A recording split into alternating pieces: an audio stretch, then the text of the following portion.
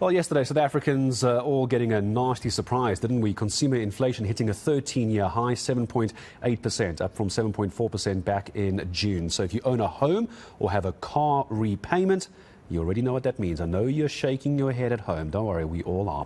The Reserve Bank will most likely then hike the interest rates again. Let's bring in John Loos, property strategist, to talk about this as well. And we are expecting this hiking cycle, not over yet. In fact, the last 3 to 6 months as well. So we're above the SARB target range of 3 to 6% as well. It's just not good news. How did we get here, John? Morning.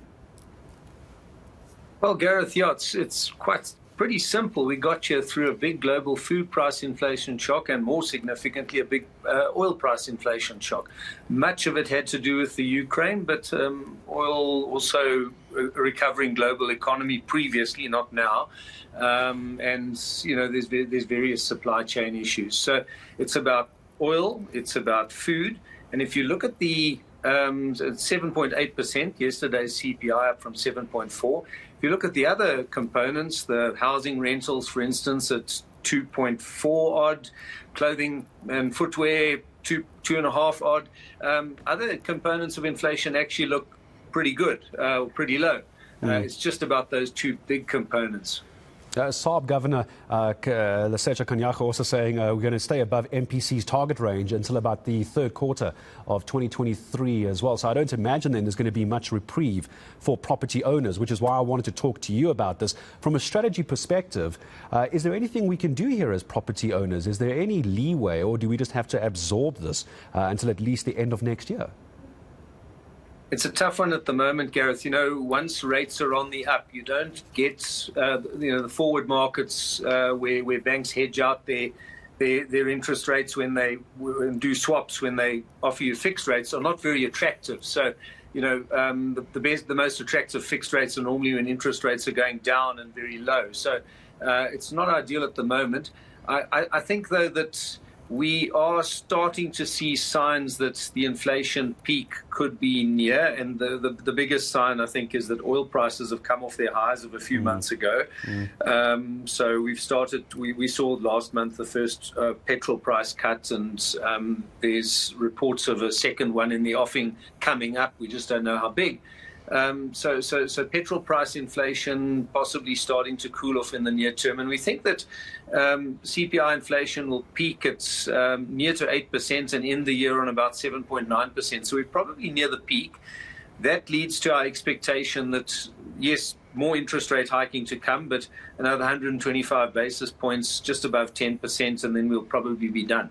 Yeah, and also once we start seeing inflation rates go up as well, we start seeing wage demands going up as well, because everything costs more to get to work, to live in your home. So wage demands going up as well. So I suppose we have to wait to see what the wage settlements are going to look like as well. What do property owners start doing if this is now tightening the belt too much and they're struggling with their properties, whether it's a commercial property, a business property, or a private property? What are the options here, John, for those who are now getting to a point where they can't afford to keep their houses? Well, I think, Gareth, the standard answer from a banker will always be go and talk to your bank and see what arrangements can be made to get through a tight period. I can't promise anything myself, but I think that's always wise, is to be proactive and not wait until the bank has to come to you. One sees in owner-serviced, from our broker surveys, from owner-serviced commercial properties or owner-occupied commercial properties, as well as on the residential side, there's normally a significant amount of people and companies that actually proactively downscale, sell off their property and downscale, or go into the rental market to proactively mitigate their financial pressures.